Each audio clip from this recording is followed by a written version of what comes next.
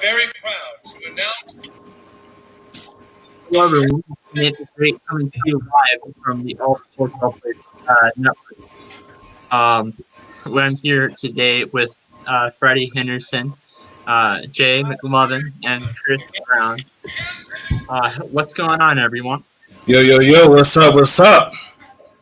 Yo, it's your boy Jay McLovin. Gonna try to bring some spice, some flavor, and possibility of a peacemaker between the guy up in the far left corner and the guy in the bottom right corner to help out the flag bearer and the signal maker of the guy in the upper right corner. Let's get the party started.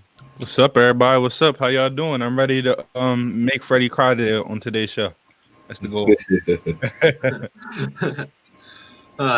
Just to give a quick reminder, today's show, All Sports, All Plays, Real Talk, is brought to you by Suzanne Paparazzi's Jewelry, products,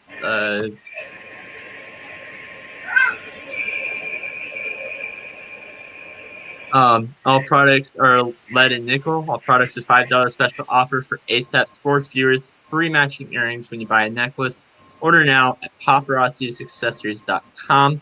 And the promo code is 160920. Well, yesterday was game one between the Miami Heat and the Los Angeles Lakers. And my first question is really, if you're on the Heat, you've lost the number one scorer, Goran Dragic, and the injured Adebayo, what is the strategy for the Lakers? And I'm going to give this to Chris first. The strategy for the Lakers or the strategy for the Heat? It'd be the strategy for the Heat because they're the ones. Yeah, they're the ones out. Players. So if I'm the Heat, right, Goran Dragic, his injury, what they said it was, his return to play is slim to none. If he does, he's not going to be at full strength. And if Bam Adebayo doesn't play, because I don't know the severity of his injury just yet. So you're out, one of your best scorers and your best big men. The only strategy is to go out there and play as tough as possible, go out there and shoot a lot of threes. Duncan Robinson has to play a great game. You have to get your shooters involved. And you have to have toughness and defense. Because listen, man, we don't have somebody to guard the paint. It's going to be a problem because LA showed when they're going against a team that has no paint defenders, they will dominate. That simple. If you have nobody to stop LeBron on the drive, nobody to stop Anthony Davis, whether he's in a post or the mid range, because Bam Adebayo to me is the best defensive center in the game. And then when you don't have guy to get Dwight Howard off the boards, then that's a problem. Then you look at Goran Dragic and what he brought. Kendrick Nunn was starting the entire season. He was playing very, very well. He got into the playoffs. He had COVID. He had to miss some time. So they put Goran in the starting lineup, and he played well. So I think Kendrick Nunn can be able to replace the scoring, that Goran Dragic had. But that, experience he had, the little savvy things, I think they're going to miss a little bit of that. But I do think Kendrick Nunn can step into that role and play very, very well. But without Bam Adebayo, everything has to go right. And in my opinion, their only strategy should be Duncan Robinson needs to shoot 15 threes, and Tyler Hero needs to step up big time. Jay McLovin? Yeah, so here's my thoughts on that, right? Okay. You know for a fact your number one scorer, Goran Dragic, is done. He's not coming back.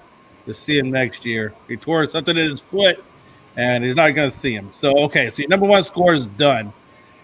Your number two scorer, or your number two best, well, I think is the best player on the team, is Butler. He's still kind of, I don't care what anybody says, that man is still having, ankle injury. So you got less than 100% in him. And then, of course, you got Adebayo, who, is not going to be at 100% either. So you got one guy out and two guys hobbled. And you're going against arguably the best team in all of the NBA because you got number one, LeBron James, which is a top 5 player. You also got AD, which is a top 5 power forward of all time player. So you got 2 top 5 players, and you got Rajon Rondo, who had great success in the Boston series back in the day.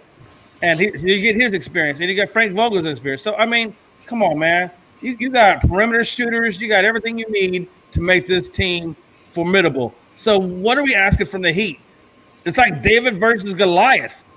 You know, does the Heat have enough rocks in there to sling towards a big giant?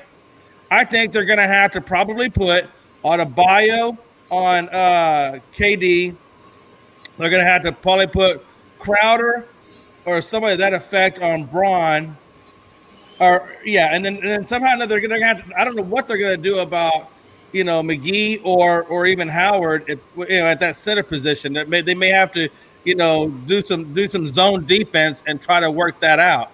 But either way, I mean, I think the Heat are incredibly short-staffed, and they're going to have to work every bit of magic. They're going to have to be perfect. They can't have no mistakes, and they're going to have to play aggressive defense on KD, on AD and Braun. They're going to have to get nasty. They're going to have to get nasty. They're going to have to put the dirt in there, and they're going to have to sacrifice themselves. But they got to put the pressure on the big two if they're going to have any kind of shot in this series. Now, Freddie, I saw your look. So, everyone I saw your looks. So, go and if Jay McLovin or Chris, if you have anything to say, wait till after he finishes statement. The look is just because even the reaction off last night's show that it's funny that Mr. McLevin dodged the question, but went straight into all the injuries that the Heat have. But me personally, I know everybody. I know injuries is a big part of the game. If you have injuries, I know it lessens your chance. Okay, I understand that. But let's face it, Miami Heat did not play the way they normally played last night. I mean, let's just be honest. They're known to throw a lot of zone defense out there. And when you have a zone, I mean, you're going against a Laker team who struggled at times during the year, struggled in the bubble at shooting threes, and the Lakers caught fire from the three-point line. We had a Danny Green sighting last night, sir. A Danny Green sighting, which it rarely happens. KCP knocked down some threes. Anthony Davis knocked down, I believe, 2 threes last night. Kuzma knocked down a 3. LeBron knocked down some threes. I mean, this team, like I said, struggled early in the playoffs with threes. And why is that? But this Miami team, when you doing the zone, you have to hurry up and get there. They seem like they was not as aggressive, as quick to set up the zone, where it took time for the Lakers to get their shot set up for the 3. So if they address that part, then the Lakers going to have to do a plan B, and this Laker team, they do not have a problem doing a plan B, because guess what? They're not just a three-point shooting team. That's when they can start attacking the paint. They can lock down on their defense, and they can get some. They can get transaction. They can get, oh my goodness, they can fast break points. Fast break points. Just slipped my mind. Easy fast break points. This team relies on defense. This is a great defensive team. It's actually one of the elite defensive teams.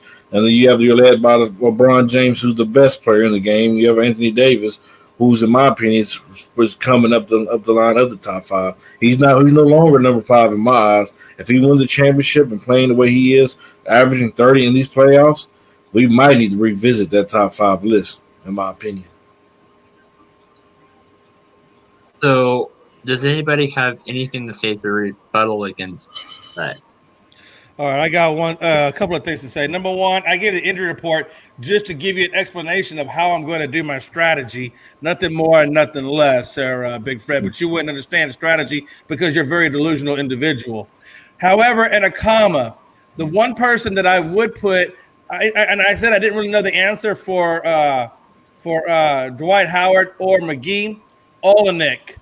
The guy's 6'11", plays halfway decent, is a big man. Another, you kind of use him sparingly. So you can put Olenek, just to kind of clarify my strategy just a little bit more. You can put Olenek on the center position and then put Adebayo on Anthony Davis and Butler or Crowder or both on MJ. I mean, not MJ. Help me out, LeBron James. I don't know why I'm saying MJ. I'm sorry. I guess I still have their true GOAT on my mind. But yeah, so that's how I would say. If you use those 3 bigs, and then they may have to put Olenek in the lineup to make that happen. But if you use those 3 bigs to play zone against the Lakers' big 3, and then use everybody else to pick apart the other 2 positions, And again, they're going to have to come out very, very aggressive. They're going to have to come out very, very strong and put it on them and not be scared and not be timid because you don't have nothing else to lose. And we don't have nothing else to lose. You're dangerous. So we'll see what happens. But that's that would be my strategy for the Heat on the Lakers. Chris, did you have anything to say to add on to that? Nope.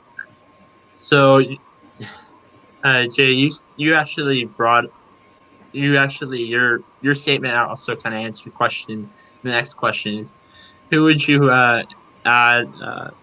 match up with Anthony Davis and LeBron given last night's injuries? Yeah, exactly.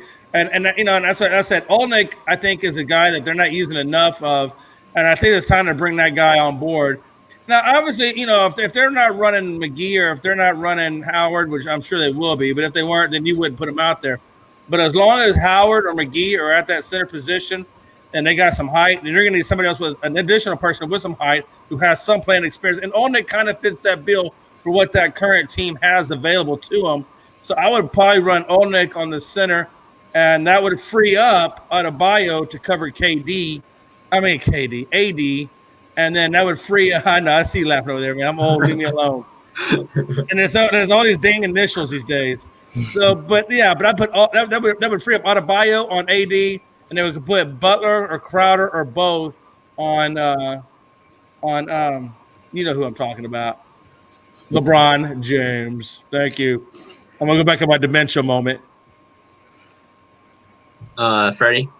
Man, you put Kelly Olynyk, how you say his name on? Olynyk. Yeah, against Dwight Howard and Anthony Davis, in my opinion, like Shaq say, that's barbecue chicken. The dude's an offensive player. The dude can't play defense. Bam is your best. Who's gonna probably be your best big defender as the big man, and he's out game too. So, in my opinion, if I'm Anthony Davis, I'm going with the attack mode because nobody on this team can guard you. It's barbecue chicken, no matter who gets on you. In my eyes, and if I'm LeBron James, I mean, can we go ahead and give respect? I mean, you do have an Andre Iguodala who you can throw at him. You have a Jay Crowder who you can throw at him. You do have a Jay Crowder, a Jimmy Butler who you can throw at him, but they're not going to stop LeBron. I mean, LeBron's still going to do LeBron things. He's still going to average a triple-double. So, I mean, you really can't really throw a body. They really don't have bodies. They have bodies to throw at him, but I don't believe it'll be effective because LeBron, as you know, this dude, I loving this dude attitude, man. He's showing that Mamba mentality. Did you see the article that said that the Lakers were celebrating on the sidelines, and he told them, "Hey, this ain't over yet." That's the type of mindset I love, man. And so that's just my opinion on it. Why did you have to bring that up? Because I love it. I love a dude that, I know. I said that because I was right after the Nuggets lost. So, but I guess in defense of what Freddie just said, if he had a 2.0 strategy, I guess to that, or Plan B strategy, that would be simply and I guess in defense of what you just said, let AD and let Bron. You're not going to stop them like you said. So if you can't stop them, let them do their thing. You're going to put a defender on them. But that means with that case scenario, if you're going to let those two, if you put extra pressure on the other role players, the Kuzmas, and all the rest of them, the Monkeith Morris and all them, then if you can shut them down and limit their production and give AD and his semi-production, you could beat them that way. Either way, you still got to have a lot of pressure, and you're going to have to put pressure on their bench and their role players. And you're going to pretty much let AD and let LeBron get theirs because they're going to get it anyway. But don't make it easy on them, obviously. But I guess the strategy to beat them then would be don't so much heavily focus on stopping those two. Be more focused on stopping the role players and trying to make it somewhat as difficult as you can possibly on the big two. I'm gonna let Chris go before rebuttal. Yeah, well, I'm going to just say this, and then I'm going to get into the defending answer. But in my opinion, with the addition of Rondo, him being another playmaker, it's going to be hard trying to stop those role players because he literally can get anybody involved. I mean, he'll get the head coach open shot. That's how good of a playmaker he is. So with him being on that team, it's going to be hard just trying to focus on AD and LeBron because he's going to get everybody involved, whether that's in the half court or whether that's in a fast break. When it comes to defense, now Freddie, has it been confirmed that Bam Adebayo is out for game 2? Yeah, it has been. They got him as doubtful right now. Okay, doubtful. He's Okay, listed so as doubtful. That doesn't mean he's out. Yeah. But obviously, even if he does play, he ain't playing at 100%, yeah, right? so I'm gonna have a 2-part answer. So let's say he doesn't play, right? You have LeBron, you have AD. So you're gonna have to. It's going to be everybody's going to take a turn and guard them both. Iggy's going to be in that mix. Jay Crowder is going to be in that mix. Jimmy Butler is going to be that mix. Even Solomon Hill is going to be in that mix. And then Kelly Olynyk, I think he's going to play because he's the only big man they have off the bench. But like Freddie said, he's more of an offensive player, and he hasn't played because his 3-point shot hasn't been hitting the past couple of games. So he's going to have to step it up on the defensive end, whether that's guarding the pick and roll, switches, and getting rebounds. He's going to have to step it up. But if Bam is back, then I fully believe then they're going to put Bam. They're probably going to have Bam on the Dwight in the beginning, and then put Jay Crowder on Anthony Davis. And as time goes on, they might switch things up. But with all the defensive guys they have on that team, I'm not going to be surprised if they literally go back and forth in matchups. Sometimes you'll see JB on the switch on Anthony Davis. You'll see Crowder on the switch on LeBron. You will see all those guys, all those 4 good defenders guarding either AD or LeBron throughout the game. I don't think they have a set guy. I think he, out of everybody, might be the main one guarding LeBron. But it's going to be at times because how good he is on the defensive end. His jersey's over there, by the way. I'll go get it if you need me to. I love Iguodala. But point being is how good he is on the defensive end, whether that's, with his hands or on-ball defense. He has the ability to guard both. Jay Crowder strong. He has the ability to guard both. And Jimmy Butler, he can sometimes guard both, but he's probably the smaller one out of both of them, so he's going to be more LeBron. So they're going to be going back and forth. The best defender is going to guard, and they're going to just try their best, switch every now and then, and whoever guards who just want to win that matchup. Okay, Freddie? Chris basically touched on what I was going to say about the bring up the Rondo deal.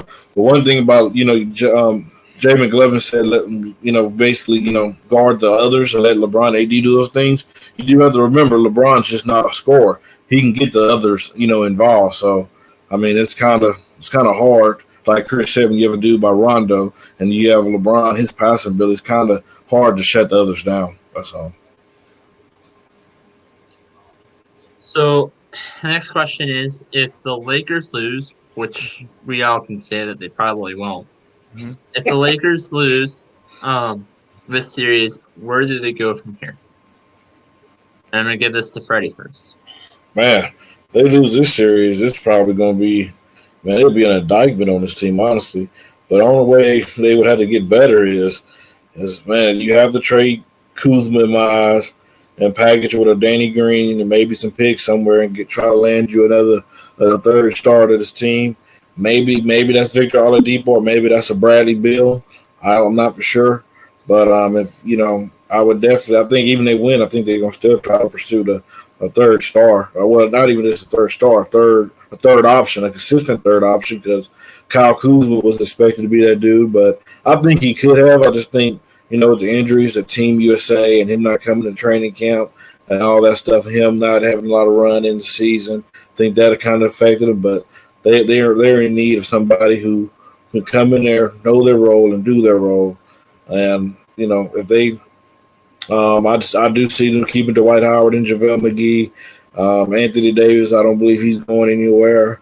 But Danny Green is my huge person that they need to do an upgrade on this year, because everybody here can agree that this dude does not look like Danny Green of the past. Chris? Yeah, they lose this series. It's bad. It's bad. But this team, to me, when I look at them, they have a lot of experience on there, a lot of vets. So I think they're probably going to try to do some 1 year deals. But they were trying to make some upgrades. I don't know if they have as much, players and picks to go get a Bradley Beal, somebody like that. But you can go get a Victor Oladipo depending on what his price is. But you also got to look at guys like Buddy Hield. He's a shooter, he's a scorer. I don't know if his ask will be that much. And then just to touch on Kuzma, I feel like Kuzma's role would change. But he brought into this new role he has now, which is a defender, and playing like he's playing the role he has now better. I personally think he needs to go out and be a little bit like the old Kuzma and go look for a shot a little bit more. when you talk about the improvement he took on the defensive side, it was major because I look at times he used to be a liability. Now he goes out there and he guards 1 through 4, sometimes a small 5. So I don't know if getting rid of him is the option, but you touched on Danny Green. Maybe you can get a younger version of him, like a Buddy Hield, like a Bogdanovich, or you go and you try to get a guy. It doesn't have to be a third superstar if they're asking for too much, because I don't know what the Lakers are willing to give. But if you can go get a guy, perennial all-star, 18 points type of night guy, shooting about 39-40% from the three-point line, I think that's one of the major upgrades they have to bring. I think you do keep it to Dwight, him coming off the bench or starting. I think he can still start, and I was surprised that they picked McGee over him to start the entire season, but I think he can still start. I think you keep a Rondo because that backup playmaker, Rondo's going to prove his worth in the playoffs. You know what I'm saying? The regular season is the regular season, but everybody only cares about the playoffs, and that's where Rondo proves his worth. So I think you probably try to get a little bit younger, like a Buddy Hield or somebody, but yeah, they're going to have to make some improvements and get younger and not have a lot of money in the salary cap just so they have to make some moves during the season. They can make them. Okay, McClellan? Yeah, first of all, to even get Freddie to consider the possibility of the Lakers losing, and you get him to say that on air, that's like a feat in itself. Oh yeah, I'm surprised he wasn't delusional, saying, "Oh, we're never going to lose and ruin the whole." Yeah, I was ready to see all of us eat some humble pie to even get him to say some shit, some stuff like that. Before you go, man, I'm gonna tell you, if we did lose this series.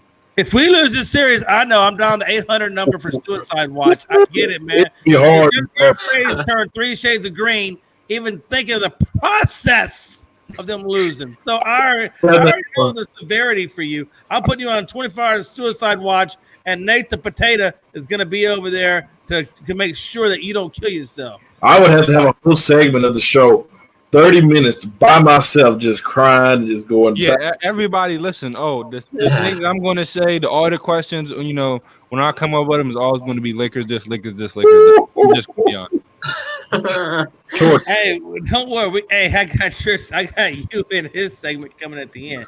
Listen, here's the deal, right? What could they do, man? I mean, fire the head coach? I mean, I don't know. You got 2 of the biggest players on the team playing for you. Now the latest news is that Bron's on roids. I don't know if I believe that, but hey, 35 years old, playing like a 22-year-old. It's not far-fetched to think that. There's some publications out there that are spreading that rumor. I don't know. I think it's a rumor. Can't verify it. Either way, you got two superstars. You got a good distributor of the ball. How much more years does Rondo have? Because Rondo people don't understand it. Rondo been in the league for a hot minute. But the past couple years though, he hasn't played that much, so he still has some years under his leg. No, I understand that. I understand that. I'm just saying that he's not like young as springtime anymore. I mean, and I'm not saying they're gonna get rid of Rondo. I'm not saying it at all. What I'm saying is they're probably gonna, like you said earlier, package Kuzma, probably Danny Green, maybe Moncrief Morris. Because I have something to say when you're done. I'm my bad. I just came to my mind. Go ahead. I'm gonna say when you're done. You good? Yeah. You forget where you were? Did you forget where you were? No, I knew where I was. Okay, well then keep that trap closed for a minute. Let me get my spiel out, and then you can say whatever it is you want. Being like you, McLovin. No, actually, if you notice, I've been really minding my P's and Q's tonight. Hey, listen, man. Hey, all I'm saying is they may have to put a package deal together and look for that next young guy. Like you said, a minute ago, Oladipo. Man, that'd be a great addition. I mean, there's a lot of great additions out there. Are they willing to? Hero would be a great addition, right? He's a young guy. I think he's got a bright future ahead of him, and that could definitely add on to the Lakers' potential off the bench and keep that. Let him go. Hero. Hey, I think that Hero guy, he just needs a little bit more seasoning because he's very, very young. People understand how young Hero is. He's a very young guy, but he's got a lot of upside, and that potentially down the road could pay dividends for the Lakers. I'm not saying you're gonna package those 3 guys up for him, but he could be part of a trade, right? There's a lot of ways you could go. I don't really think right now that the Lakers are going to lose the series, that they're going to have to worry about who they're going to have to replace, this, that, and the other. But I will say this. Bron ain't getting any younger. Rondo's not getting any younger. The only actual buildable piece that they have for the longevity of the future would be AD, right? So I'm not saying that's a concern now, But about a year or two from now, maybe 3 years from now, I give his window about 4 to 5 years left. And that's really pushing it on that 5th year. I really realistically see him being effective in the league 3 to 4 years. Mother Nature's going to catch up at some point. MJ had to succumb to it. He ain't no damn different. So you're looking at about 3 to 4 years, and Braun is going to be not like necessarily kicked out of the league. He's still going to have value, but he's going to be valued even less. And they're going to have to start looking at the replacement or the heir nominee apparent for LeBron at some point. I forgot to mention some guys that they already have on their bench, and the Deion Waiters and the Quinn Cook, who, in my opinion, they can be, Deion Waiters is hurt, and Quinn Cook right now is behind a Rondo and a Caruso and those two guards in the starting lineup. But Quinn Cook has proven time after time after time in the playoffs and in the championship round, with the Warriors, when he was with the Warriors, that he can knock down some big shots. So I think you have two young guys on that bench that can play a role if you want to have them as bench guys next season. If you want to make some, rosters, get rid of some guys, get another star. You got two guys on the bench right now who could be, very, very good with that backup lineup. I just want to add to what Jay McLovin said about LeBron. Aren't we tired of putting a time limit on LeBron's age? No, not really. Because everybody has a shelf limit. Everybody. Let me tell you something. Hold on a minute. Hey, like you told Chris, you sit over there and you zip it. It's my turn. I definitely got to have a rebuttal, and my rebuttal is very credible. And I will be quiet and let you say everything you want to say. Like I was saying, we should get tired of putting the time limit on this dude's playing career. I mean, this dude, every year he shows us that he's still having. I mean, let's let him go out when he's ready to go out. I mean, stop comparing him to Jordan. This dude's body is not Jordan. Jordan's body was not built like LeBron's. LeBron is more athletic. He's bigger, he's faster, he's stronger. And I guarantee you, once the shots stop going down, if he can still be aggressive, he can still attack that paint. So let's don't put a time on his career, because we keep saying what he can't do, and he's keep proving us what he can do. I agree with Jay McLovin. I think everybody has, like he says, everybody has a time limit. Now, that time limit might be not for another 20 years, but LeBron has been in the league for a very long time. So I say LeBron in maybe 6, maybe 7. Go ahead, McLovin. I'm curious to hear what you guys All say. right, man. Now I'm going to give you some real talk. and we're going to get – no, for real. Watch this. And I'm not trying to toot my own horn here, but I always say go for the information where the most expert knowledge is available to you. Now, last time I checked, we are all analysts. None of us has played pro ball. Has anybody on this screen played pro ball? I know I never have. Freddie, you played some pro ball? Yeah. Nate? Stop lying. Stop lying. No, pro ball. I'm just asking. Anybody play pro ball? Ain't nobody here, no professional sport athlete. That's all I'm saying. And I'm saying that to prove this point. On a show that I will not say the name of because I don't want to take away from our current show, but there was a show in the past that I did, or I was a co-host of, that I had a very good friend of mine by the name of Joe Stevens, who, if you don't know who Joe Stevens was, I'll give you a little brief background on him. He went to he went to Arkansas University and played, and his roommate was Derek Fisher. Derek Fisher went on and did 45 minutes extra every day in the gym, and he went on to an NBA career with the Lakers, as we all know. Joe went on to play in Euroball, played with China, Italians, Australians, and I think one other team.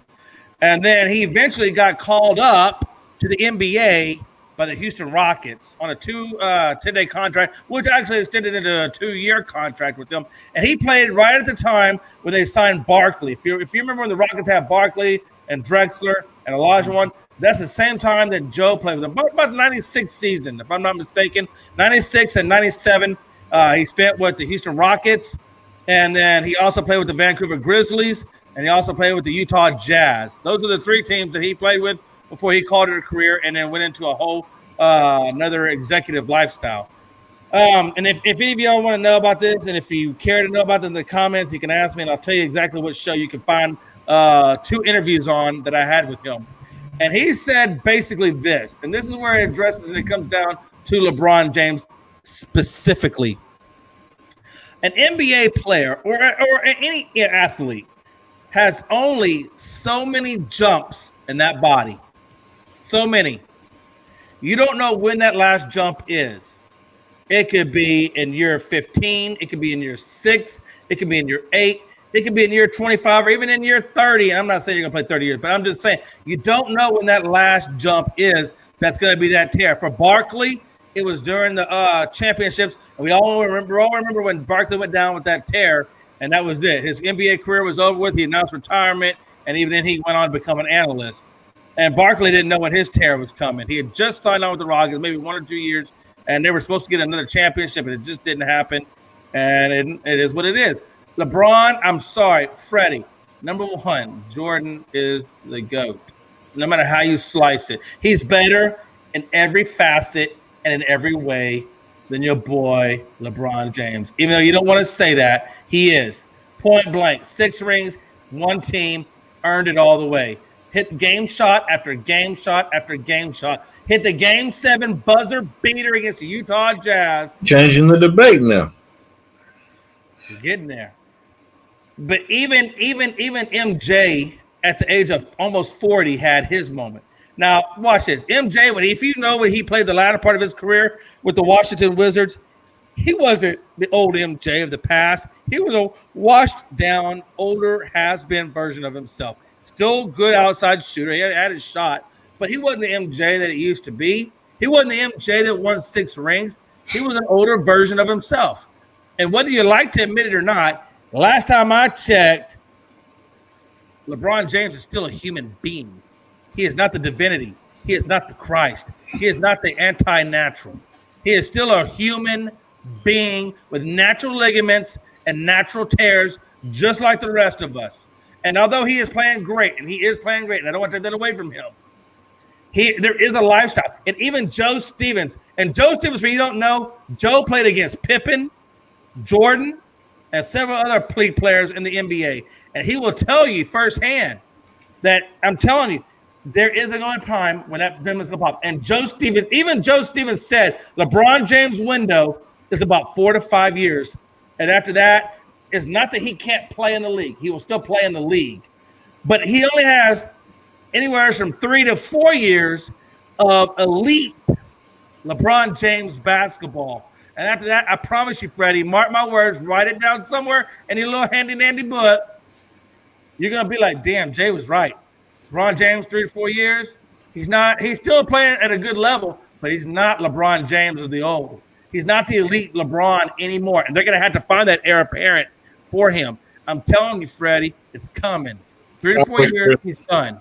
He's putting me to sleep. Go, Chris. Now, what I think, me and McLovin talked about this before. But I'm just telling you what NBA players are saying. And the last time I checked, are you an NBA player? Have you ever stepped on the hardwood? Have you ever played the game? I don't think you have. No. So I come to you with some expert knowledge of somebody who has played the game against the best. No disrespect. I'm telling you from experience, and you can deny some actual physical knowledge of experience. Go back and watch it. I know what? Hell with it. I don't care. I'm gonna tell you, the Whiskey Hour. Go watch the Whiskey Hour. If you want to watch it on GCSN, if you want to watch it on YouTube, just Google the Whiskey Hour, and you're gonna see 2 interviews with Joe Stevens, somebody who's actually playing against the best. No disrespect. Professional knowledge, other than these wannabe players, analysts. Can I talk now? Because I don't know where that game. I wasn't even talking to you, Freddie. But I was just about to point out just facts like he said. I think we can all agree that Father Time is undefeated. I don't know why you're shaking your head, Jay, because you the one, and we had this conversation. I'm muted. I'm not shaking my head. I'm shaking my head at Freddie, not you. At Freddie for my God. BS that's in his damn head right now. Look, Father Time is undefeated. You can mute me now. Father Time is undefeated, and we all know that. But and I do believe that it's going to become a time where LeBron James' athleticism is no more.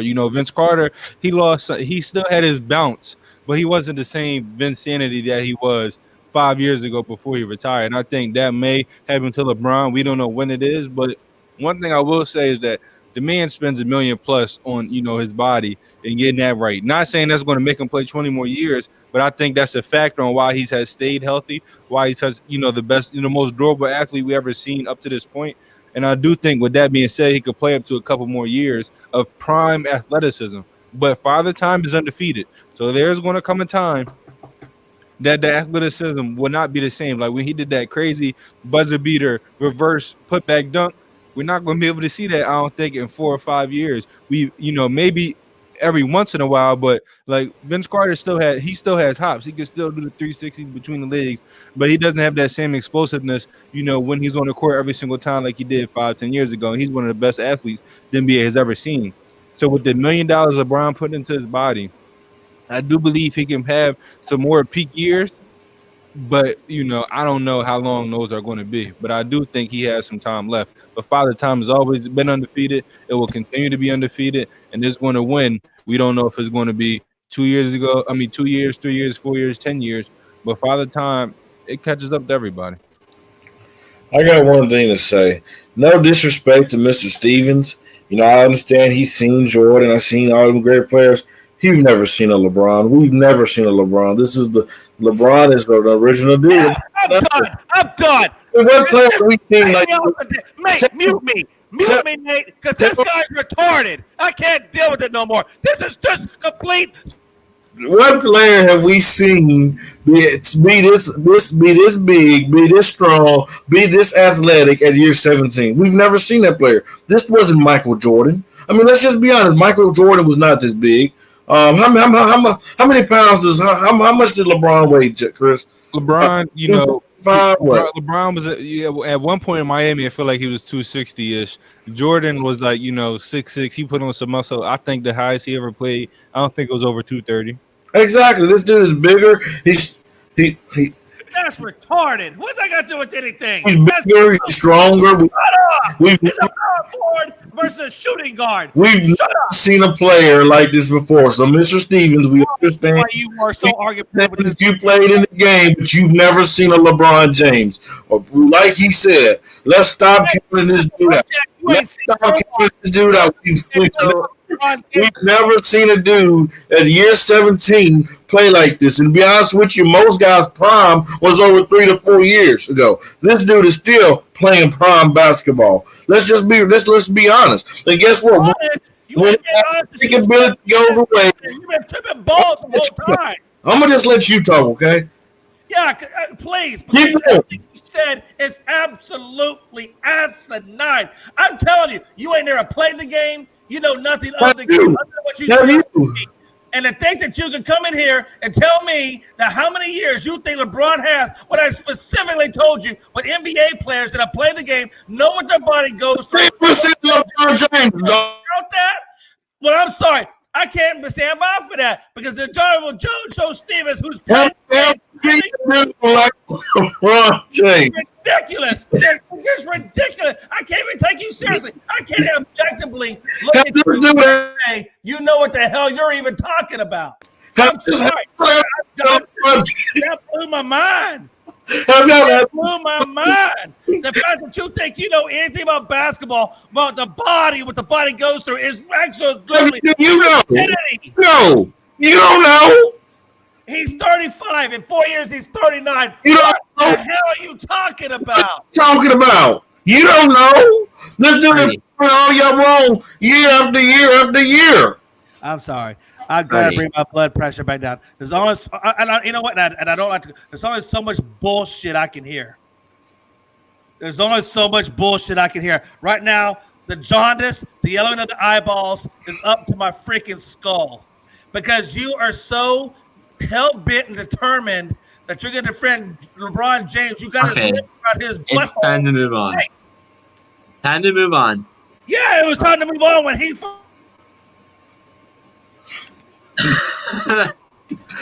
Okay. So we're moving on, not just topic, but sport as well. With COVID-19 affecting college football season, what will be the effect of the national title holder? fuck the national title holder. I'm still pissed off about him, and I'm sorry I dropped the F-bomb. I'm sorry. Who's going first, Nate? Let me just I go ahead guess I'll and give you it to know Jay. the Yankees, right? And how far the Yankees are going to go? Is that what we're talking about, Nate? No, we're talking about college football.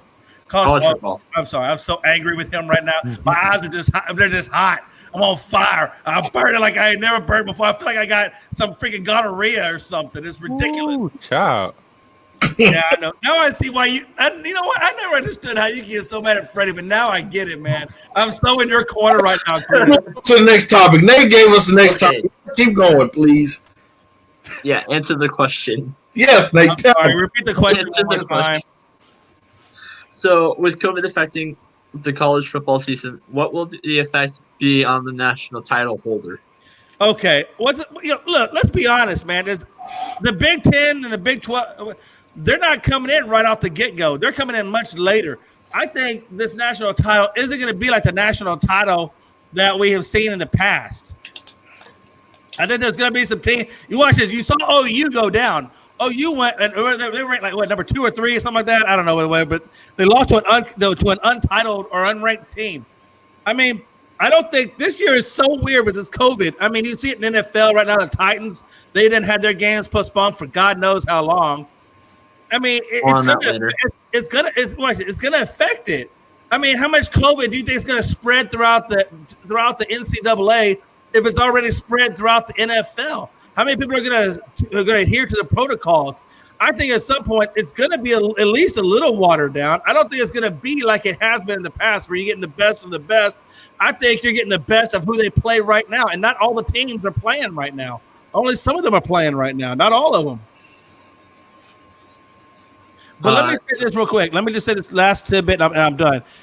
What concerns me more than how it's going to affect the national championship is how it's going to affect some of these guys. Number one, their scholarships, and B, number two, how is it going to affect their draft stock for the seniors or the juniors or the sophomores who are coming out, and maybe they're not playing against the best, or maybe they get hurt because they haven't had a real offseason to prepare their bodies to do the mainstay. I mean, I think there's so much more to this than just if the national title is going to have the same value as what it's had in the past. I think the real value here is, what are these student athletes, what is their value going to do? How are their livelihoods going to be affected by this COVID and this lack of preparation that they would normally have had in a normal season? Chris? I gotta agree, man. To be honest, I care less about the national title because COVID is messing up a lot of these young guys' scholarships who school and football is one of their only routes to get out to the situation areas and make a better lifestyle for themselves. Also, the guys that are seniors and juniors, who this is going to be year they were going to go out, they might not have a chance to go out now. One, their team might not be playing, or two, they're not going against the best competition, so they're going to be judged differently, which is going to eventually affect their draft stock. One guy would be considered a high second rounder. Now he might go undrafted because his team not playing, or the team's not playing the best competition, and the whole national title stuff.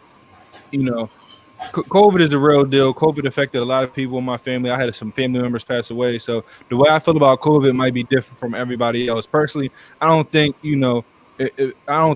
that they should have came back, or if they should have came back, it should have been more structure. So when it comes to the national title, who's going to win it?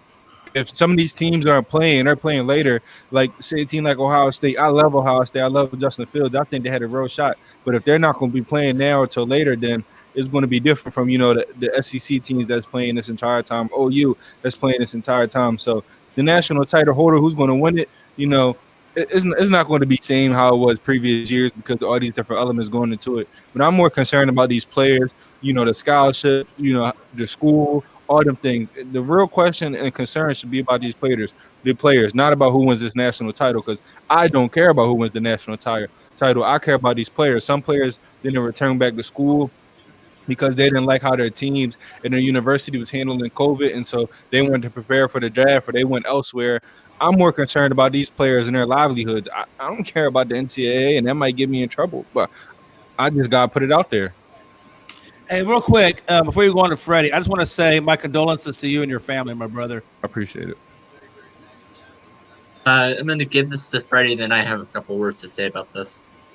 I'm not gonna say too much about it to the NFL because I do have a big spiel. I'm glad that Jay McLevin added that topic, especially about the NFL, because I have a piece of, Chris can't touch on the NFL because the program that he in, but guess what? I can.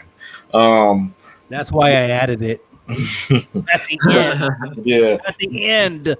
yeah, but basically, man, I agree with both of you guys. It's more than a championship. It's more than playing the sport. It's about the safety of the kids. It's about the health of the kids, and it's about the future of the kids. Um, my bad. I was reading something else. But the questions are, um, what about them getting drafted? What about their health? What about all those things? And those things have not been questioned. And if I'm an athlete, my question is, hey, I'm paid, so why should I go out there and risk my life? Because this COVID thing is real. People my age group tend to believe that this is not real. But ladies and gentlemen, I encourage each one of you guys to wash your hands, wear your mask, sanitize your hands, anything you can do to not just keep yourself protected, but protect somebody else. Protect somebody else along. My only thing I'm afraid of is because I'm in the place of the public. I'll be around so many folks. It's me going around my parents, going around somebody elderly that's not able, does not have cannot handle COVID and they die. But I'm telling all the people in my generation, take it serious. COVID-19 is nothing to play with. It is for real. Nate, skip the Yankees. Well, no, go into the Yankees, but keep the Yankees brief because then we got to get into the NFL. I want to give the ample boxers time enough to go at it. So we're going to give about 3 minutes. That means you get 1 minute apiece, gentlemen, on the Yankees question. Okay. Well, actually, I had my thoughts on this too. Oh, I'm sorry, Nate. I didn't mean to overlook you, Potato Head. Go ahead. So I'm just going to reiterate what Freddie said. It is 100% a real thing. Its health is way more important than sports. But I understand these schools' point on playing during the season, and that's only because of the draft. Mm-hmm. I bring this up. What? I said I understand it. That's all. Yeah, and that's because, well, what if like NFL and the college decides to postpone their year for 1 year, but then you have all these incoming freshmen that come in from the high school level, so they're in a kind of a hard situation. The schools that decide to skip out this year, and that's going to affect the draft tremendously. So that's kind of a hard situation by the colleges in general. Now, just brief topic about moving on to the Yankees. How far will the Yankees go in the playoffs? I'm going to give this to Chris first. And I say this about every team.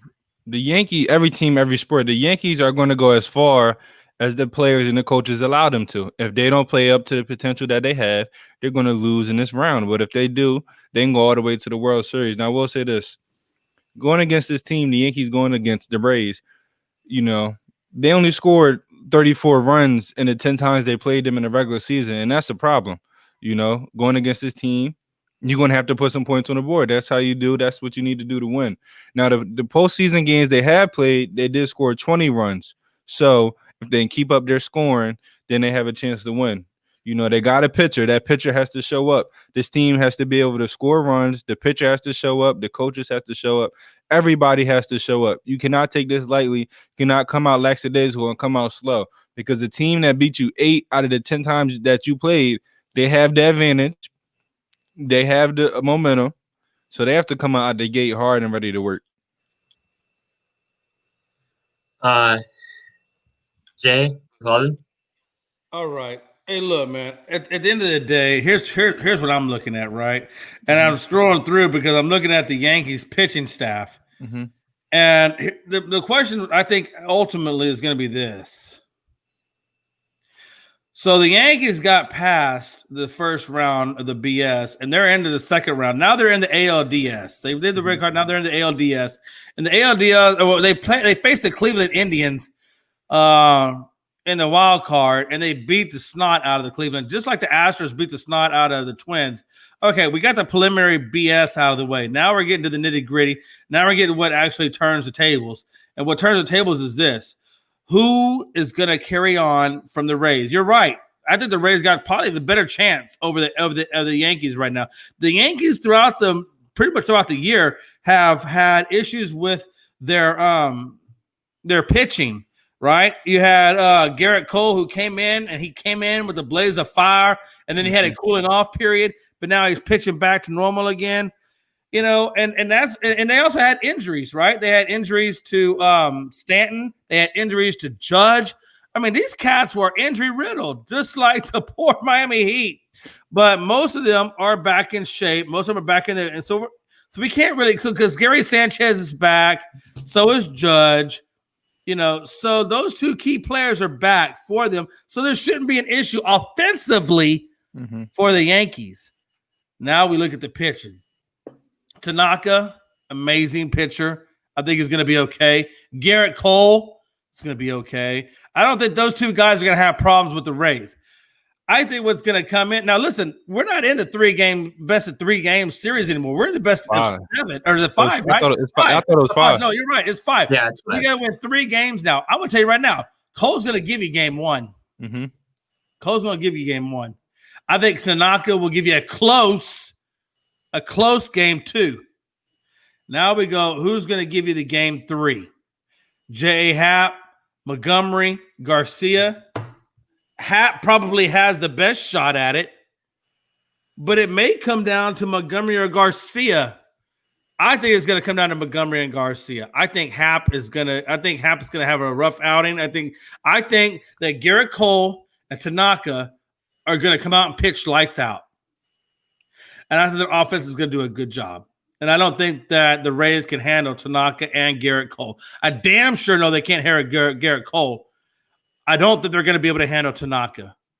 But when it comes to Montgomery and or J.A. Happ and Montgomery, now that's where the rubber meets the road. I'm going to tell you right now, I predict the Yankees to make it to the ALCS.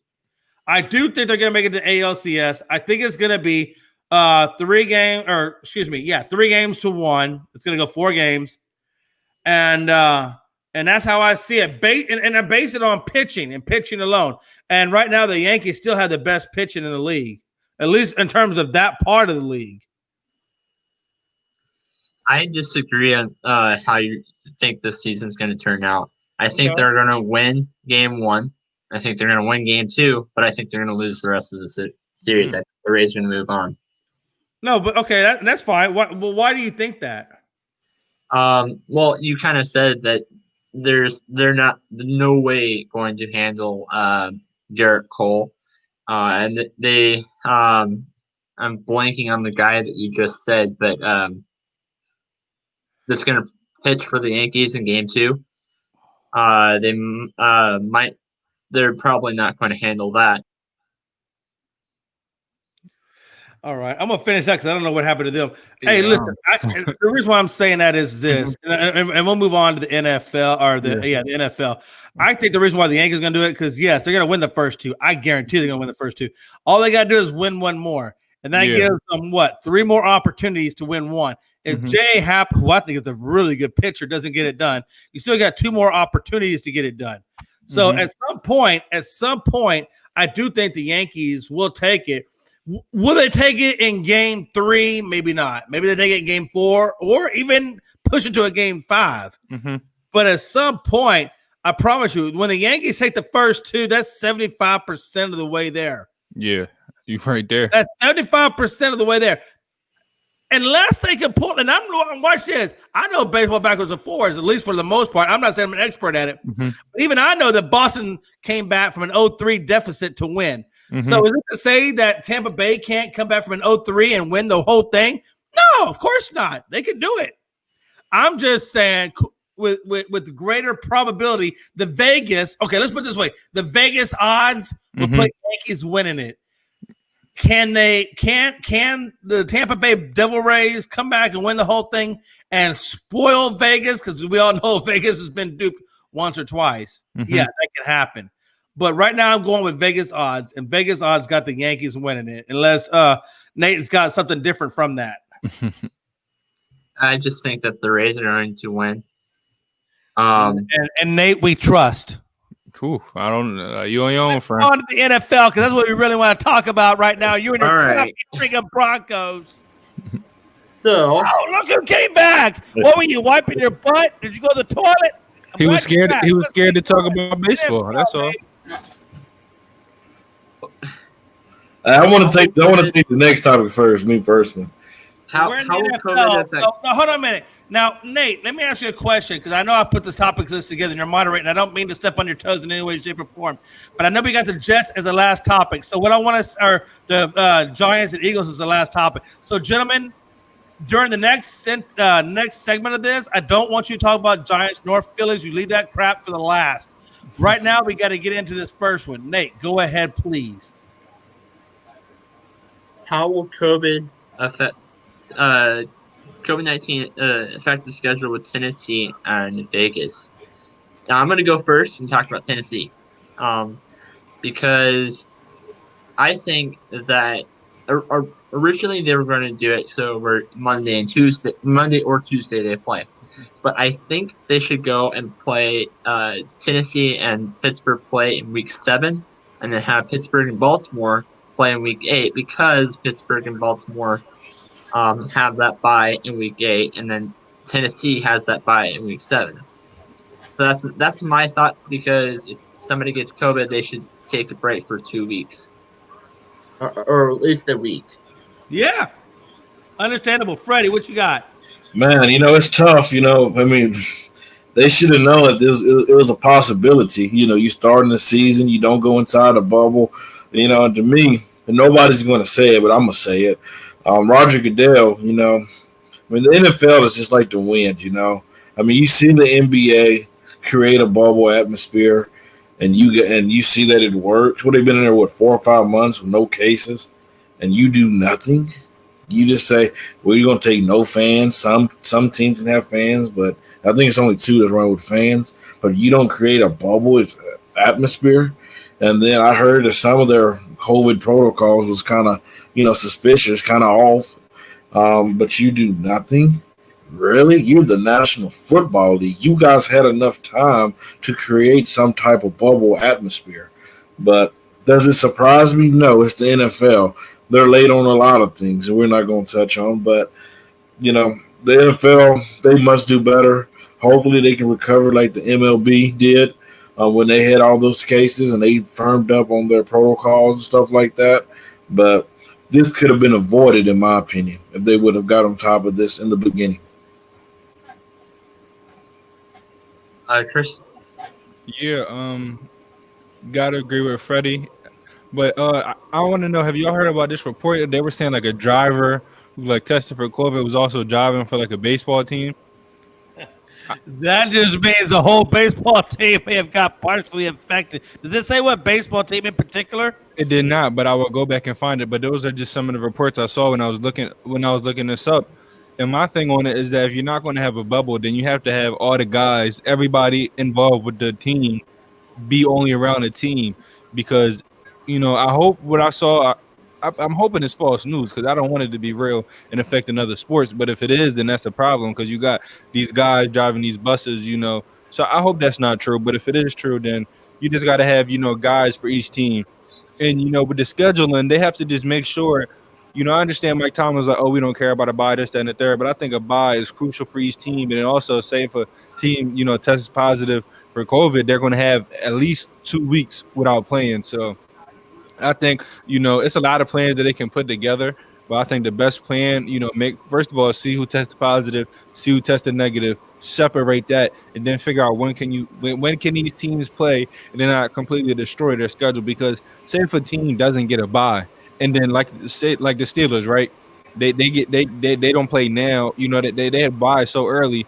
Then they have to play all the rest of the regular season. Then I don't know about y'all, but I have Pittsburgh in the playoffs. So that's extra weeks in the playoffs. So that could be up to 15, 16 weeks with no bye. So, I just think they have to put a schedule together that these teams get a bye midway through the season and to make sure everybody is safe.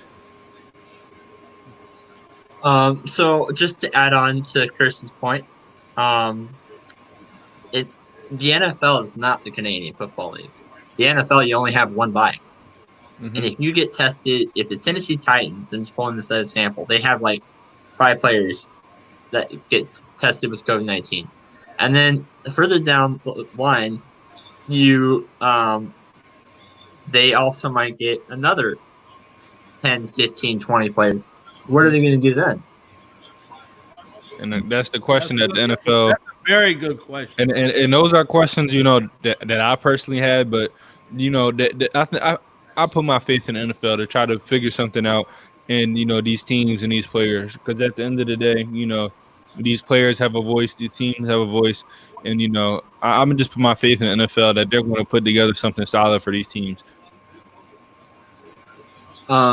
So with teams not wearing masks in the NFL, how would that affect them? Well, I'll start off only because I already started talking, but Wait a minute, I didn't even get to get mine go yet. You did, you didn't. Okay, I yeah. thought you answered that. That's my McLovin. You know how we are. I thought you answered that last one. My bad. Don't you worry.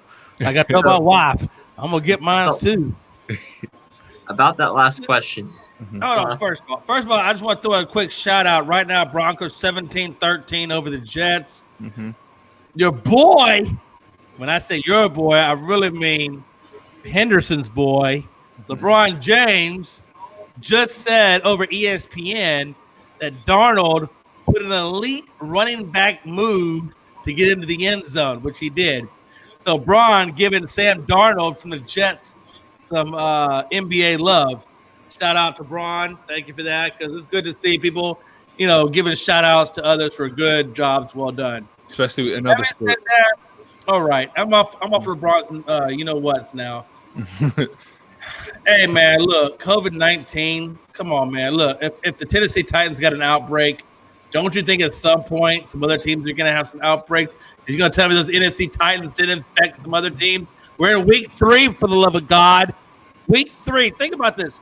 Week 3, we got staff members and players COVID infected on the field with other people. So at some point, they're going to have to look at the other 3 teams that the Titans have played and give them COVID-19 tests and pray to God they don't come up asymptomatic. Mm-hmm. Number one. Number 2, how many of these games do you think the Tennessee Titans are going to have to postpone due to COVID-19? Because you don't know how long this crap's going to subdue. 1 week? You think that's enough? 2 weeks? No. Because we don't know when they contracted the COVID-19. Exactly. And so they're going to have to do repeated testing to see if they can do that. So how many games are going to have to get postponed? We don't know. So at what point do we say, hey, look, Titans, we're not going to postpone these games. Because you didn't do the right protocols, you didn't do the right face mask, hand sanitizer, whatever. Now we're going to count these games as forfeits. And that's what they're talking about. And they're talking about forfeits could come down the road depending on how long the Titans are going to be out. And don't forget that it's not just the Titans. Remember that one guy after the Atlanta Falcons that got tested? Oh, I understand that. That. Right now they're trying to work out a bye week. Right, they're trying to work out a bye. The Ravens are trying. I think the Ravens got week 8, or I don't know. They're trying to work out a bye week separation to where they can get this. But listen, that means the Ravens can't miss any more games. So as long as the Tennessee Titans can meet the rest of their game potential and be COVID free, then they can rearrange the schedule due to the bye weeks and have everything be okay. But if they can't, well, now you're looking at forfeitures, and I think that's what's going to happen. If the Tennessee Titans can't meet the next game demands because of COVID-19, and they're not going to try to reschedule all these games, they just don't have enough time to do it. So what's going to happen is, I guarantee what's going to happen is, if they can't make the protocol to make the bye week, then they're going to start giving them forfeits to keep the league in line. And that sucks, doesn't it? Now that you have a Yeah. good team that shouldn't get a bye week, that should probably get some wins here and there, but you're going to be giving forfeits because you didn't wear a face mask, you didn't use hand sanitizer, you didn't keep your 6 feet of distance. I mean, how stupid are they to do that and put their seasons at risk? And it wasn't even the players. It was the players and the staff. Now, listen, shit falls downhill. And pardon my French, crap falls downhill. So if your top members of the staff aren't doing it, what the hell do you think the players are going to do it for? Come on now, Tennessee. You're going to have to get your game on point because right now it's lacking. Chris, do you have anything else to say? Yeah, before we go on to the next topic and the face mask thing, I just have a question for you all, right?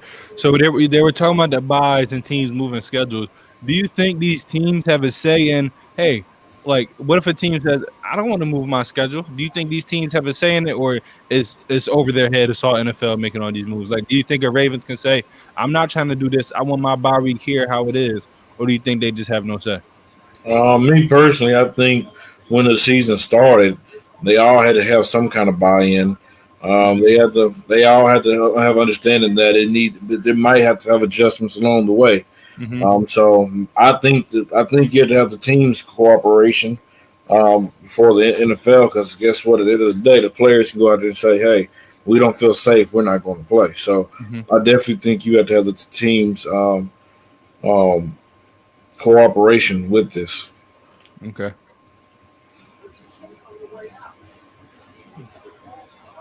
I'm going to answer that question after. Yeah. Let's go, Nate. What's the next No, one? I was thinking I was going to answer that after you. Hey, what was the question one more time? Damn. It was fine. I was just curious. Do y'all think the NFL teams have a say so? And I don't want to move my schedule around. I want to keep my schedule how it is. No, they don't have a say so in Okay. that. I think that's going to be a league directed thing because the league's not going to sit there and say, well, every team, okay, do you want to do this? Do you want to do this? Do you want to do this? 32 times. You got, listen, hell no. Hey, listen, guys, this is what we're doing. They're going to give out the directive, and the teams are going to follow the directive, and this is the way it's going to flow. And if they don't like it, tough beans.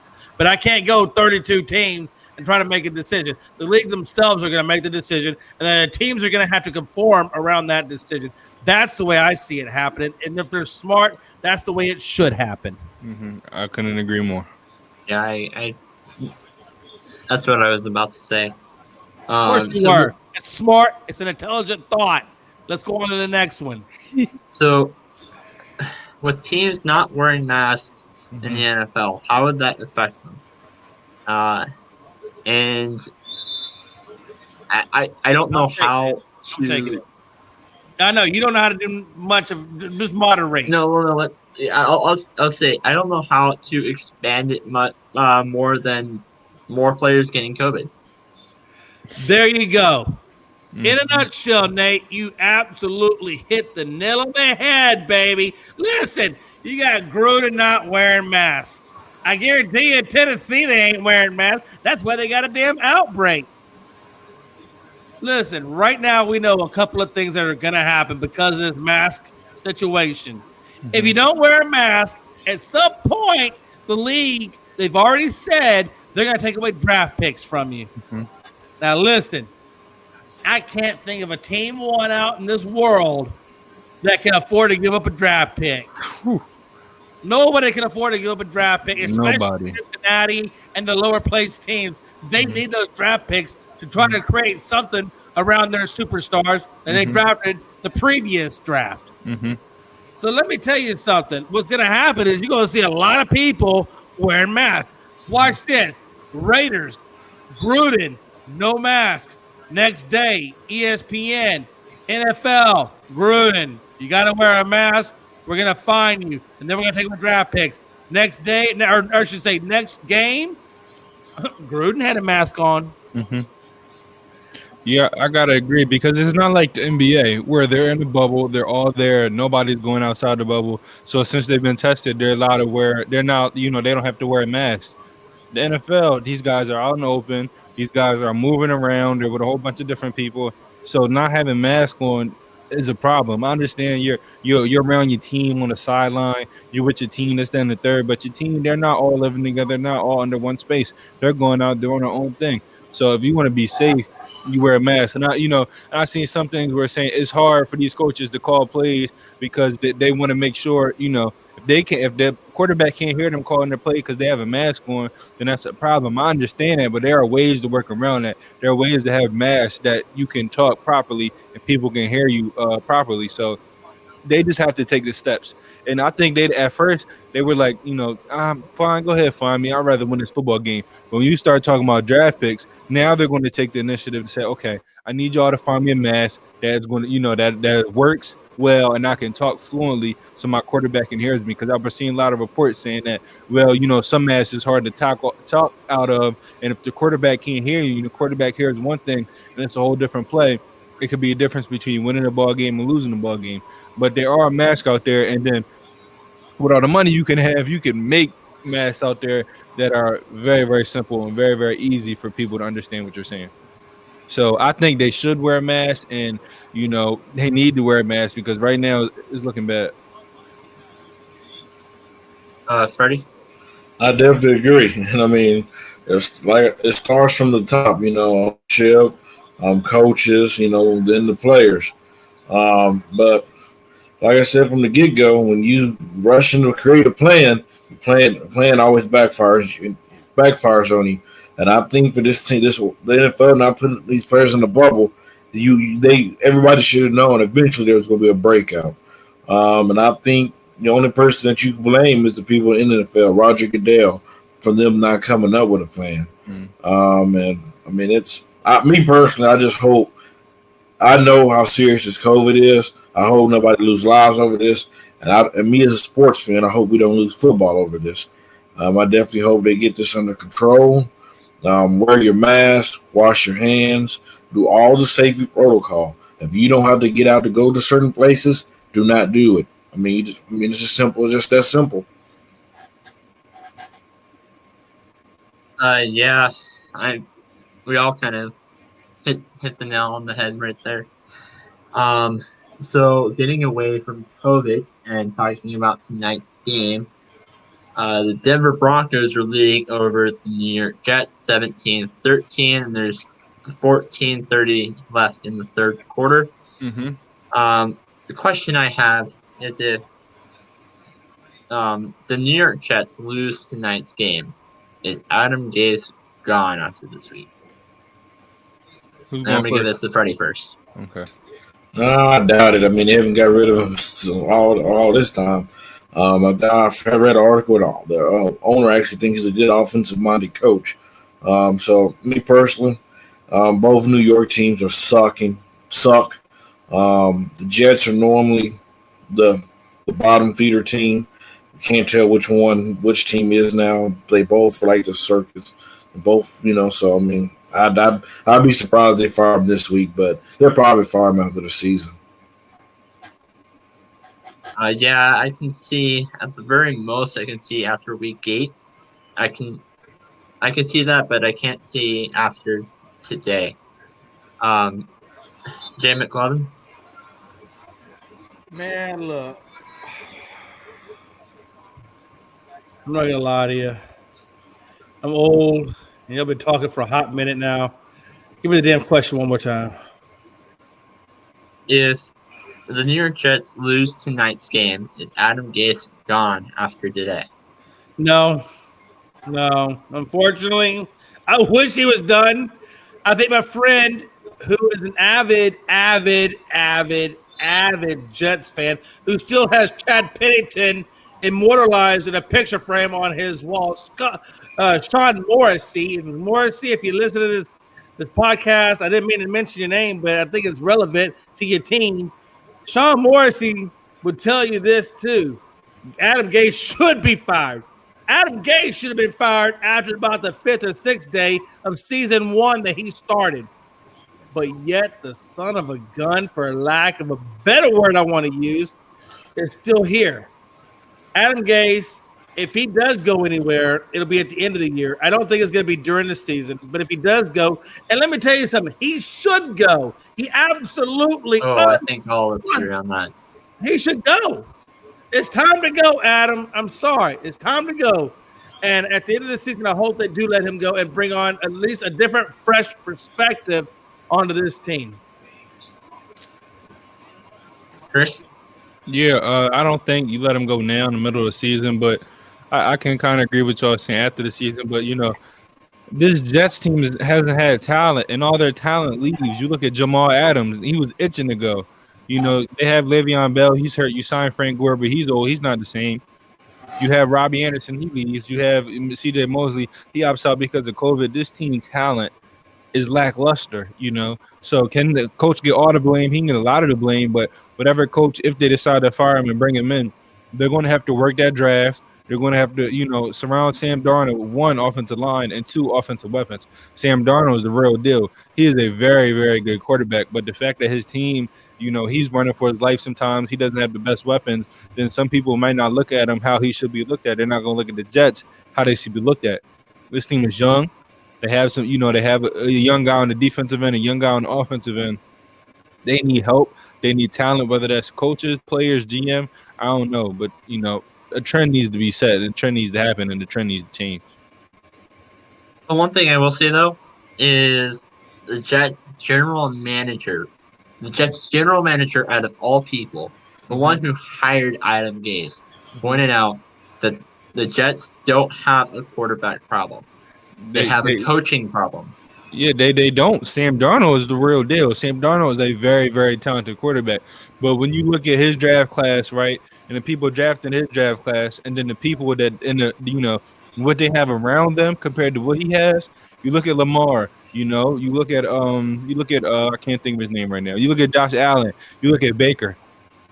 They have better pieces around them, so they're starting to flourish. In my opinion, you put Sam Darnold in Cleveland, that team is a million times better. I believe Sam Darnold is a better QB than Baker. Not taking anything from Baker. I don't think he's trash. I just personally believe Sam Darnold is better than him. So if you'd have had Darnold, with Odell, with Jarvis, with those running backs, with those tight ends, he's making plays, that team making plays, and instead for people looking at them another way, they're going to look at them and, hey, this team could sneak into the playoffs. So the last and the final question before the show closes, are the Eagles and the Giants in rebuild mode? I'm going to give this to Freddie first. The person who created this topic that they thought it was going to be a dogfight debate on this one. It's not. It's going to be too easy. Dave Gettleman for the last few years have neglected to do what the Giants need, an offensive line. Mm-hmm. Okay, this team needs an offensive line badly. They need a offensive line like a person need. They need a bullet paper. I mean, it's just that horrible. I mean, you drive to the quarterback and Daniel Jones. He's a good quarterback, but guess what? He's running for his life as well. You have a running back who's the focal point of this offense. He tore his ACL. I mean, yeah, they need the offensive line. They need to work on the defense, and they need some offensive weapons. Yes, they're in rebuilding mode. The Eagles, they're just dealing with the injuries. That's all. And Carson Wentz, for his defense, he have not got accustomed to a lot of those wide receivers because a lot of them been hurt last year, and some of them are. I think some of them hurt this year as well. Same ones just hurt, Yeah, so that's just my answer. Just to piggyback on what Freddie said, I don't think this, I don't know if this is going to be the biggest debate we ever had, Eagles versus Giants, because, the Giants, I do believe they're in rebuild mode, and they would tell you they're in rebuild mode. They have some pieces, some young pieces, but Daniel Jones needs help, getting the offensive line, maybe adding another weapon. That defense needs help, whether that's the pass rush, at linebacker, cornerback.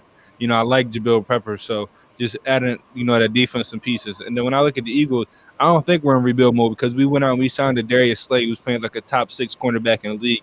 We signed a Coleman, who's playing very, very good.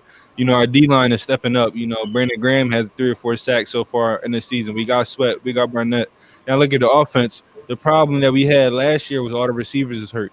me with a smile on my face when we got Marquise, who opted out, which I totally agree on why he opted out. And anybody that has a problem with that, you got to see me man to man because your morals is off.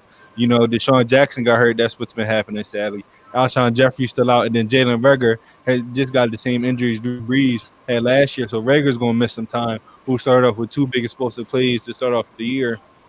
Dallas Goedert is hurt, so we losing another weapon. And I'm not taking anything away from Carson Wentz because as a pure Eagles fan, I would say he's been playing like garbage. Yes, I understand the weapons, but he has been missing some throws. So I don't think the Eagles are in real rebuild mode yet. But I will say we have a lot of money tied into our defensive line and our offensive line. If we're not back into being one of those teams in the next 2 or 3 years, then I don't think we're going to hit a true rebuild, but I think, we might make some roster changes. But right now, with all the talent and the injuries we have on our team, when they come back, I don't believe we're in rebuild mode. I just think we're playing bad, When I look at the Giants, Freddie, I have a question to you. So say you have a high draft pick, which we're just going to assume you are with, the sad injury of Saquon and your roster not being the best roster in the league. You have a high draft pick. As a Giants fan, how would you feel if they draft Trevor Lawrence? Because I will say this. Who do you think is a better quarterback, Trevor Lawrence or Daniel Jones? I Put him on his spot. Come on, Freddie. What you think, man? Or Trevor Lawrence or Justin Fields. How would you feel if they draft one of them over Daniel Jones? You know who the best quarterback is. I'll be ticked off. I mean, they might be better, but guess what? He wasted a draft pick on Daniel Jones to get a Daniel Jones instead of, getting what you need. So, obviously, if they chose Daniel Jones, he better be the quarterback for the future. I have a follow-up. Go ahead. This next draft. I bet there is a follow-up. You ready? So, keep going. This next draft, you need to get what you need to fix, and that's offensive line or something on the defensive side. So I'll be pissed off if they draft another quarterback because obviously that shows that they didn't know what they was talking about last year, about 2 years ago when they drafted Daniel Jones instead of Haskins. So they have to get this right. Now you look at the Cardinals situation. They brought in a quarterback and they saw Kyler Murray. They saw he was the better when they drafted him, no problems asked. I understand I would feel the same way. Hey, why would you draft a quarterback that high and then not surrounded by offensive line? But I will say this, if you can get a better quarterback, and in my opinion, both those quarterbacks are going to play in the game 10 plus years. I think there are some of the talented quarterbacks, that's going to fit into the young Kyler Murrays, the young Deshaun Watson, the young Goffs, the young Mahomes, some young quarterbacks coming in and making a big difference. So I understand how you would feel, but so we can agree your team is in rebuild mode. Hopefully y'all do it right by the draft. But when you look at free agency, do you think people are really going to want to go and sign with the Giants, or do you think it's going to be hard to attract some free agents? No, I don't think it'd be hard. I mean, we are New York. It's the Big Apple. It's the Giants. I just think, if you – let me rephrase this. Before you answer, I personally don't think, in football, I don't, and even in basketball, especially when you look at the Knicks and the New York Giants, I don't think they're the same franchises as they once were. When it comes to big market, everybody wants to go there. I believe because how bad they've been the past couple of years, it's going to be hard for them to attract some free agent talent. But the biggest thing going for them, if they want free agent talent, is surrounding Saquon with somebody because he's the golden ticket. If Saquon is healthy and he's playing how good he's playing, and maybe offensive guys or defensive guys are going to want to get around that. But if y'all don't surround that team with talent, whether that's getting a new quarterback, we can go. We have our opinions on Daniel Jones, but I believe if you have a chance to draft Lawrence or Justin Fields, you draft them. But do you think your team's going to have a hard time in free agency? Because right now, I think it's going to be tough. It really just depends on. I mean, they need to get rid of Dave Gettleman. He didn't outwork his welcome in New York, in my opinion. He has to go.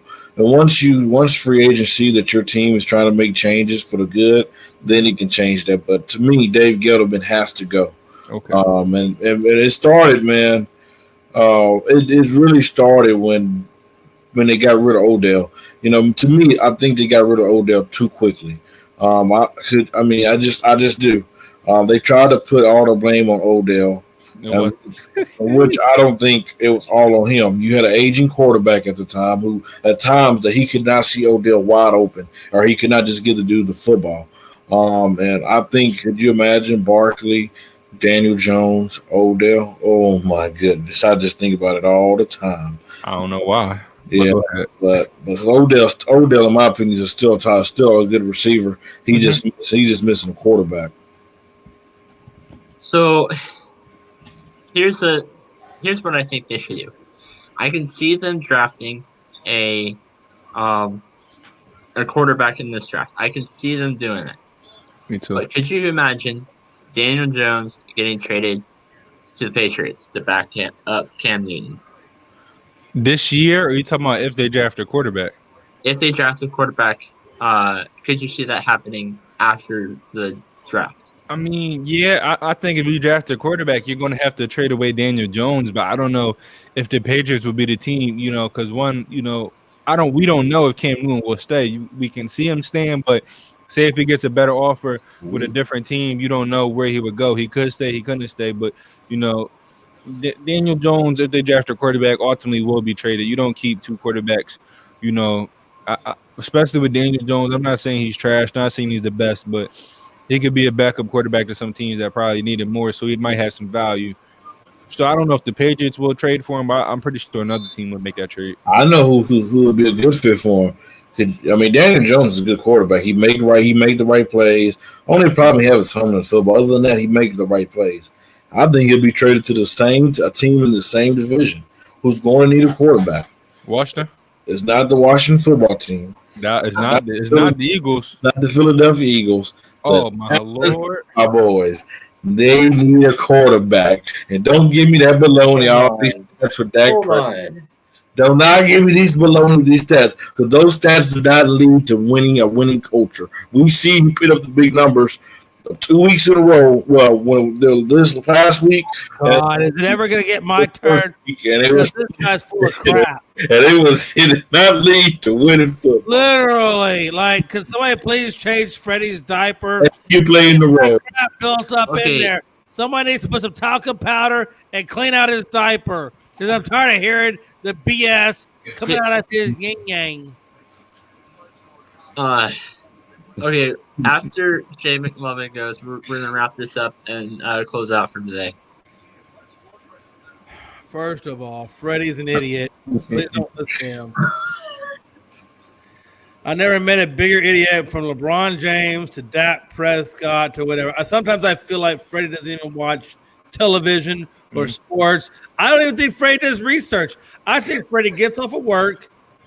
I think he turns on the computer tube, and he just freelances.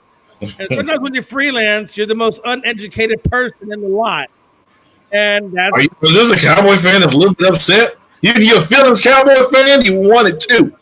Like I said, Freddie is a freelance 5 minute. Let me run down the topics and let me put some BS together, and that's what you get. And that's kind of what you get with Freddie. You get a used car salesman's sales pitch. I'm gonna give you the real deal. I'm gonna give you a little bit more educated viewpoint. I'm gonna give you a little bit more of a sound bite that's not actually filtered toward the BS that's coming out of New York. Is Philadelphia and New York in rebuild mode? That is the question before me, and I will answer it for you now. Yes, they both are. And I understand Fred is going to say no, and maybe Chris will say no. But even if I was in their position, if I was in their shoes, like I've been for about 20 years now, when we had Quentin, whatever his name was, Corey, I don't know, whatever that guy's name. I can't remember his last name even anymore. Doesn't matter, because he doesn't matter. We went through a lot of quarterbacks, went through a lot of rebuilding to get where we are currently, where we are right now with Dak. And Romo did a great job. Nothing wrong with Romo. The man did what he could do. He did kind of screw up a fumble that could have put us in the championship game. I mean, Romo made his mistakes. He's human. Whatever. It is what it is. I'm not going to cry over some spilt milk. It is what it is. Freddie, and right now your best player is on the IR with a damn torn. And correct me if I'm wrong. Is it Achilles? Right? He's got a torn. Is it Achilles? ACL. No, I'm sorry. Hey, on the actual injury, I wasn't sure on. Okay, so and I apologize. So torn ACL, which is even not worse, because ACL is probably the worst you can have. but ACL is probably his second worst. Listen, man, your best player is on the IR chilling because you don't got an O-line. Your second best player, Daniel Jones, is all over the place because he doesn't have a what? An O-line. You have no defense whatsoever. And you're going to tell me you're not in rebuild mode. I didn't say that. I said we are in rebuild mode. When I said Okay, I got you. I'm just stepping one. I'm the just Eagles not in rebuild Hey, mode. don't get pissed off. This ain't directed at you. I'm just directed at you. Ladies and gentlemen, see, this is the person who gave me the topic, and even though I answered Hold on a minute, Freddie D. Freddie D. trying Put a thing back in, man. Hold on a minute. All right, so I just covered the Giants. The Giants are definitely, and Freddie agrees with me, which is even better. So they're in rebuild mode. No argument, no foul. I agree with you too. I gotta go on to the Eagles. And I'm gonna make this short, sweet, and simple. And Chris LeBron, I know too many Chris's in my life. Chris Brown, man, I love you, bro. You my boy. And this is no way, in any way, shape, or form, an attack on you whatsoever. But I gotta keep it real, and I gotta keep it for what it is. And let me tell you something. Right now, I'm gonna tell you right now, NFC East as a whole is garbage. Even the Cowboys, I'll put my boys in it. Right now, we're playing like hot garbage. It is what it is. To 9. But I don't think one. that the Cowboys are nearly in rebuild mode quite like the Eagles are. And then we all know it. Look, man, the coach, whether he wants to admit it or not, has lost faith. Has lost faith in Carson Wentz. And once you lose faith in your starting quarterback, you don't go back. Carson Wentz is in his own head.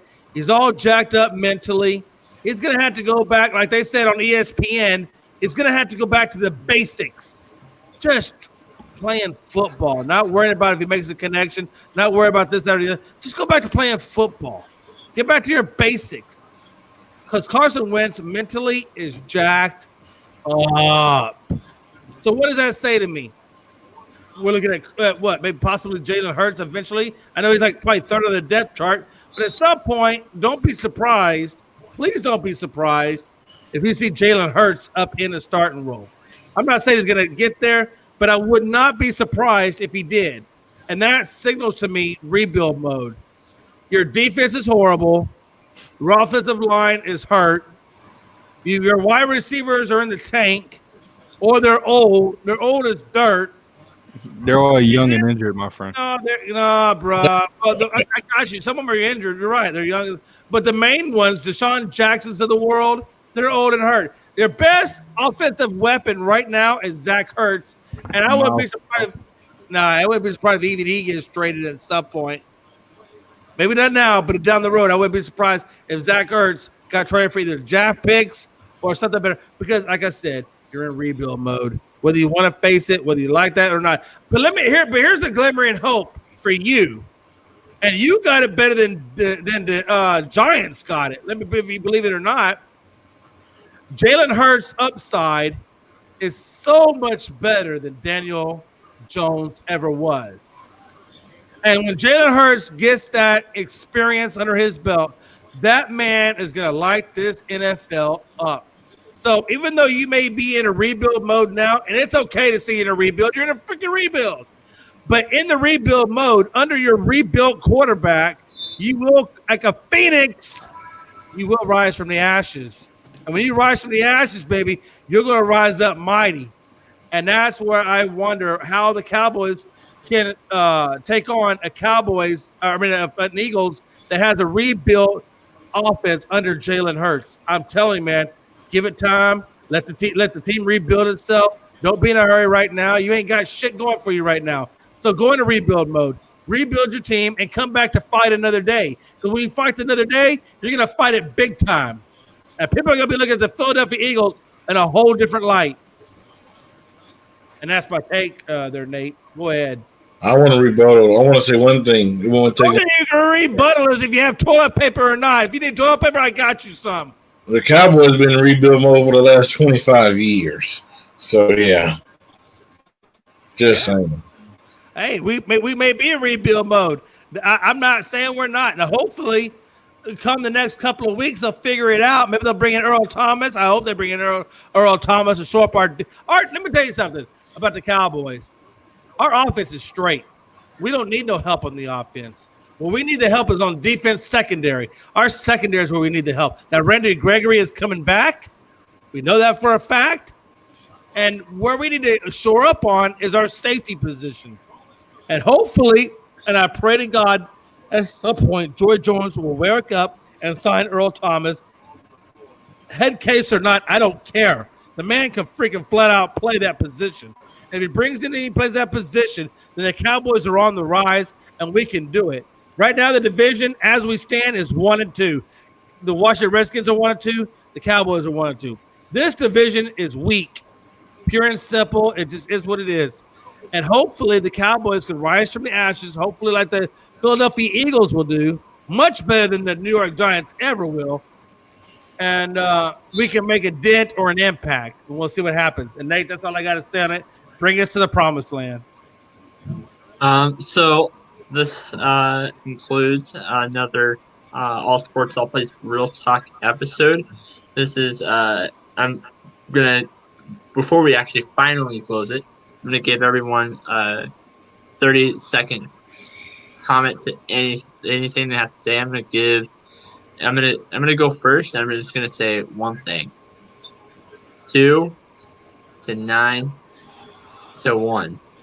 That is the NFC East record as of this moment, ladies and gentlemen. Right. No disrespect to Mr. Stevens. You've never seen a player like Mr. LeBron James. He's not like Michael Jordan. He is not Michael Jordan. He's still better than Michael Jordan. We don't know how long LeBron James is going to still play on top on his game because we've never seen this. So, Wash King, revenge season, about to get the championship this year. Almighty, man. Chris, I'm wrapping this up, Chris. Go ahead and go, baby. Yeah, I love the topic about the Eagles and the Giants. Unfortunately, when it didn't lead to the big debate that we usually have because Freddie knows his team is hot garbage and my team is not. We have the better upside. We're better now. We're going to be better in 5 years, 10 years, 15 years. I ain't say that, Mr. Chris. Yeah, but you know it is true. Yeah. And I do have to agree. The whole division is trash, but nobody's came out as the clear-cut favorite. So that's why I'm not going to say my team is in rebuild mode. And we signed our key pieces for a couple more years. So it was a good show. Sorry me and Freddie didn't go at it because he knows his team is trash. He know my team is good. All right. Hey, man, listen. We didn't listen to a whole lot of hot air coming out of Freddie Henderson, Freddie A, which could be Freddie A-hole. And I think I could probably say this on national television. Probably means Freddie asshole. Either way, Freddie is clearly wrong when it comes to the whole LeBron being better than MJ. And for the behalf of All Sports, All Plays, Real Talk, don't think that his thought process has jacked up, acid tripped, Molly filled, hallucinogenic, and weed smoking represents the thoughts or the views of A, this network, or B, this show. Mm-hmm. It's just simply one man's view, and he's entitled to it as a free American. I got 2 things to say, and Nate, I'm out of here. Three things. Number one, I love this show, and I love this network, and I love our fans. And I say thank you to the people that are actually viewing our content. I appreciate you, and please, if you can, share what it is we're putting out. Share it. Please share it. Share it as much as you can. I appreciate each and every one of you. Number 2, Freddie's an a-hole. We all understand Freddie's an a-hole. It is what it is, and that's why we got him on the show, because everybody likes to pick on an a-hole. And number 3, guys, gentlemen, I appreciate each and every one of your viewpoints, even yours, Freddie. And, hey, man, I look forward to next week because we're going to light it up each and every week. And we're going to bring the intensity, the flavor, the spice, the caliente. Every show, that fights will come. Nate, you did a good job moderating. Bring us home. All right. So, this is Nate the Great, Freddie Henderson, Jay McLovin, and Chris Brown signing out for now.